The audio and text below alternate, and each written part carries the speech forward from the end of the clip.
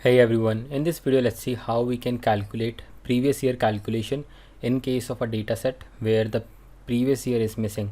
So in the dataset that I have on the screen you can see that the year is 2015, 16, then we have an 18 but not 17, then we have 2020 but not 2019. So what I want to do is simply calculate the sales amount of the immediate previous year.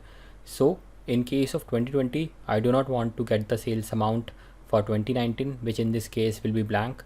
I want to get the sales amount of 2018, but the problem in this case is that we cannot use the time intelligence function because in 2020 a function like same period last year will shift the current dates into the previous year, which will be 2019, and that filter context will filter my fact table on which I am going to calculate my revenue measure. But 2019 is not able to filter the fact table because the row for 2019 doesn't exist in my fact table, because of which the calculate will actually return a blank, and that will actually not be the right result that I want in this scenario. So let's see how we can calculate the previous year calculation in case certain years are actually missing in our dataset. So let's get started and I will show you how we can do that in step-by-step format. First, let's try to create the calculation with the same period last year or the date add function, just to make sure that I am getting what I'm actually saying. So let's right click and create a new measure, and I'm going to name it as SPLY revenue. Let's zoom in a little bit. So I'm going to write calculate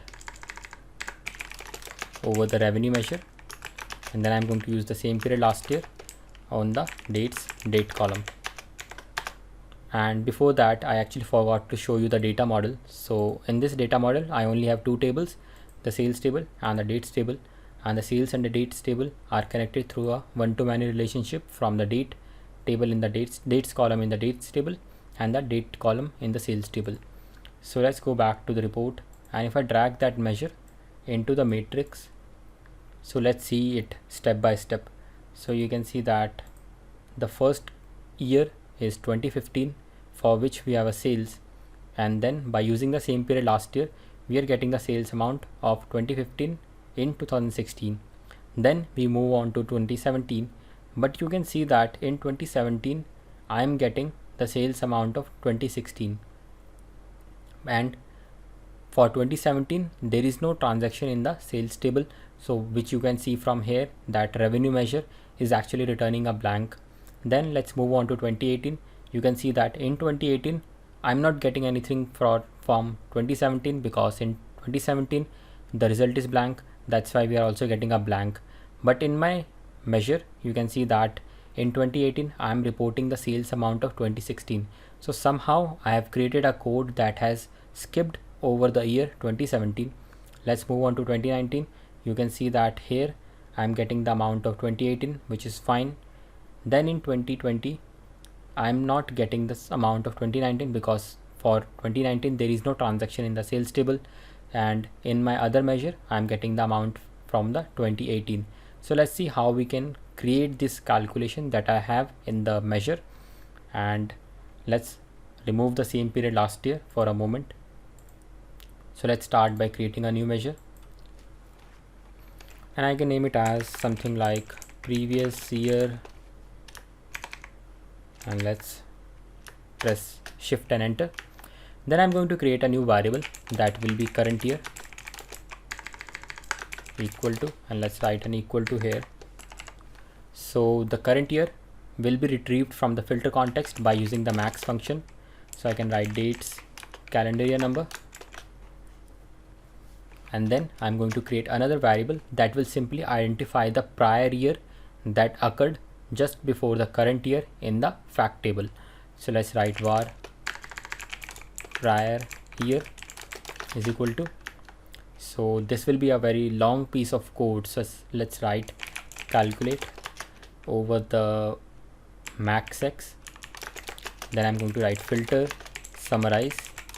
Then I'm going to summarize the sales table by the dates calendar year number, so that I only get the year for which there is a transaction in the sales table. And here I can write that dates calendar year number should be less than the current year, and if I close that and in maxx I'm going to write dates calendar year number. Let's close maxx, and then I'm going to write all selected dates. So let's close that for a moment just to check if we are getting the correct value or not. So the first thing that we can do is write return, and then I'm going to return the current year. So let's minimize the window, and if I drag that measure into the matrix, you can see that for 2015 I get 2015, for 16 I am getting 2016, for 2017 I am getting 2017, and similarly for the other years I am getting the same year. Now let's return the prior year variable. So let's confirm that, and you can see that in 2016 I get 2015, in 2017 I get 2016, and in 2018 I'm also getting 2016, and in 2019 I'm getting 2018, and in 2020 as well I'm getting 2018, because in 2019 we do not have any sales. So let's go back to the code, and what I can do is create another variable which will be var result is equal to, so let's write calculate over the revenue function, the measure, and then I'm going to write dates calendar year number should be equal to the prior year. Let's close that, and I'm going to return the result variable. So let's see if we are actually getting the correct calculation or not. So I'm going to format this code. Let's increase the decimal number. So in 2016 I am getting the sales amount of 2015. In 2017 I am getting the sales amount of 2016, but I do not want to report anything in 2017 because 2017 doesn't have a transaction in the sales table. So for that I want to show a blank value, and eventually that blank value will actually remove that year from the matrix. So let's see how we can do that. Let's go back to the code, and what I'm going to do is create another variable.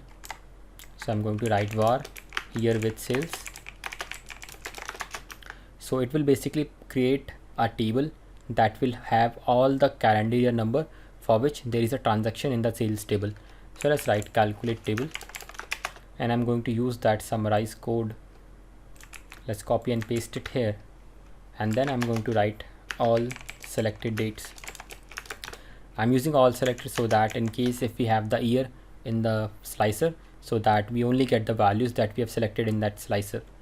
And what I'm going to do is create an if condition. So I'm going to write if the current year is in the year with sales variable, then I want the result, otherwise a blank. So let's confirm that,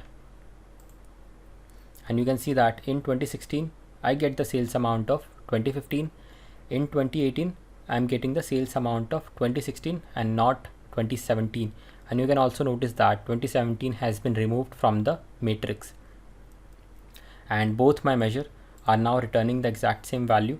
So in 2020 I'm getting the sales amount of 2018, and in 2021 I'm just getting the amount of 2020. So that was how you can actually compute the previous year calculation in case of irregular or the missing year.